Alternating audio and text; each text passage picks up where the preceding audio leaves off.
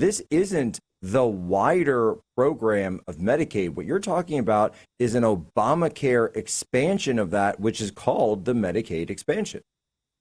Right. And it is actually threatening Medicaid for disabled children. I mean, think of it. We pay $9 for every $1 the state spends for a single childless adult that should be working or could be working. And we pay $1.33 for a disabled child. We actually pay double and triple procedures that they pay for in Medicare on Medicaid now because the Biden administration said, oh, you can pay commercial rates. Again, it's a scam. It's a money laundering scam.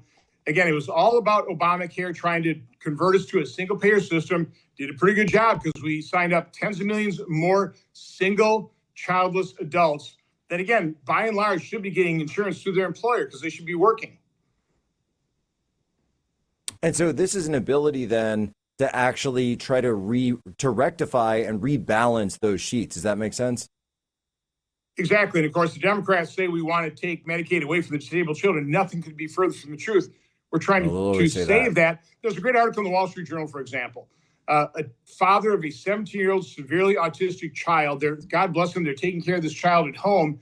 They would like home health care, but they're on a 10-year waiting list because providers would much rather provide that to a single childless adult because get reimbursed $9 to one, the state does, and those providers can probably charge higher than they get for Medicare, for example. So again, it's a crazy system. We have to fix that. We have to end that because we can't afford the hundreds of billions of dollars that are being scammed out of the federal government by the states and by those providers. Now, is this something that would come? Is this in the text of the bill, or would this be a separate amendment? Well, unfortunately, it wasn't because, again, a lot of my colleagues are pretty afraid of the Democrat lies and the way the media carries those lies. And so it was difficult to get that in and still get onto the bill. And quite honestly, that's one of the reasons we had the delay on Saturday. Senator Scott, myself, Mike Lee, Cynthia Lummis, we wanted it in the base text.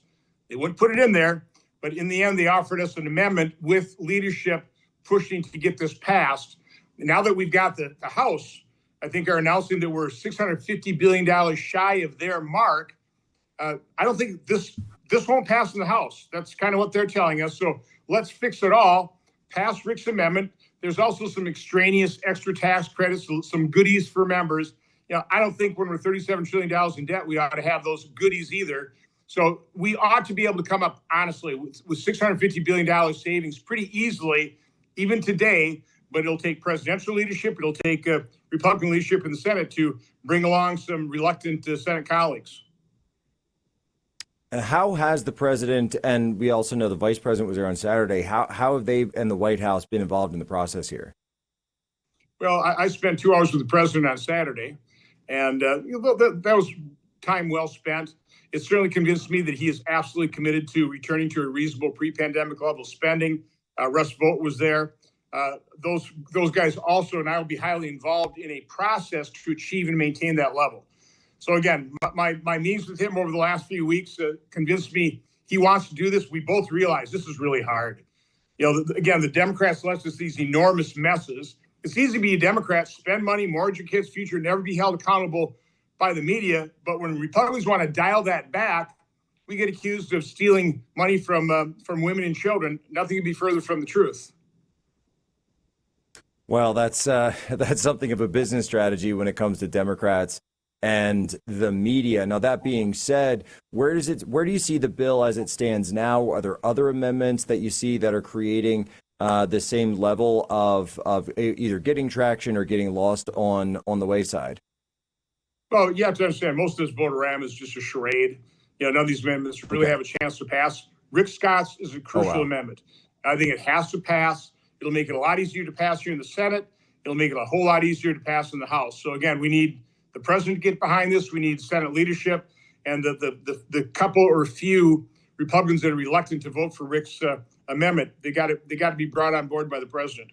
And then again, I think this sails through the House as well. And then the big one, big beautiful bill. That's something we can all celebrate because we literally would repeal the most damaging part of Obamacare, the way it's distorting and really threatening Medicaid for those disabled children and other vulnerable individuals. So that'd be a big win. It saves a lot of money. And again, nobody would lose coverage. It doesn't take effect till a few years out, the sooner we bring up to effect, the more money we can save. But that'll be a decision for the conference to make. But again, we just have to pass Rick Scott's amendment. Now, looking a little bit down the line, obviously the president has set Friday as the big deadline for that. Do you think that's within reach? Listen, I think we can come to agreement pretty quick, as long as, again, if the president would get engaged, start twisting a few reluctant arms right now, I think this seals the deal in the Senate and even in the House. So I think that's crucial. Then I think we could maybe meet that time frame. If not, this may drag. But again, we're all dedicated to making sure that we don't have a massive automatic tax increase, avoid a default, provide the funding for the border, provide funding for our war fighters, because it's a dangerous world, made more dangerous by 4 years of Democrat governance. So again, we're the vast majority of this bill we're in agreement with. We're arguing over the details. There's no doubt about that, and that's okay. It's a messy process, but we're all on the same page. We all respect each other. We all want to support the president's agenda. Well, I appreciate that, because I think a lot of people are used to some of these nasty debates. Maybe more on the House side, gets a little nasty than the Senate side. But when it comes down to that, then what level of traction are you seeing the amendment getting in the Senate? Are there any others that are seem to be coming on board?